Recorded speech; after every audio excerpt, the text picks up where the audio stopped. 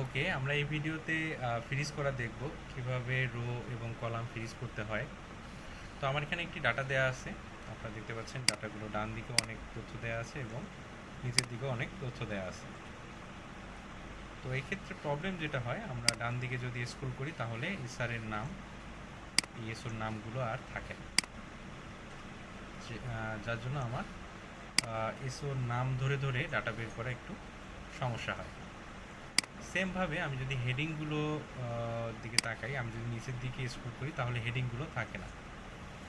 তো এই সমস্যা সমাধানের জন্য আমি যতটুকু অংশ ফ্রিজ করে রাখতে চাই বা যেটার জন্য স্ক্রল করলে না সরে, অতটুকু অংশর চিন্তা করে আমি ধরলাম এখানে এসওর নাম থেকে হেডিং পর্যন্ত এই এতটুকু ডাটা আমার সরবে না। তো আমি এখানে ক্লিক করে হোমে যাব, ভিউয়ে যাব, ভিউ থেকে ফ্রিজ প্যানে যাব, ফ্রিজ প্যানে যাওয়ার পর ফার্স্টের অপশনটা সিলেক্ট করব। এখন আমি যদি এটা ডান দিকে স্ক্রল করি তাহলে দেখবেন আমার এসওর নাম সরতেছে না, এবং আমি যদি নিচের দিকেও স্ক্রল করি তাহলে আমার হেডিংটা সরতেছে না। এখন কোনো ক্ষেত্রে যদি এটা আমার আনফ্রিজ করতে হয় তাহলে সেমভাবে আমি ভিউয়ে যাব, ভিউ থেকে ফ্রিজ প্যানে গিয়ে আনফ্রিজ প্যান যদি করি তাহলে এটি আবার আগের মতো আনফ্রিজ হয়ে যাবে। ধন্যবাদ।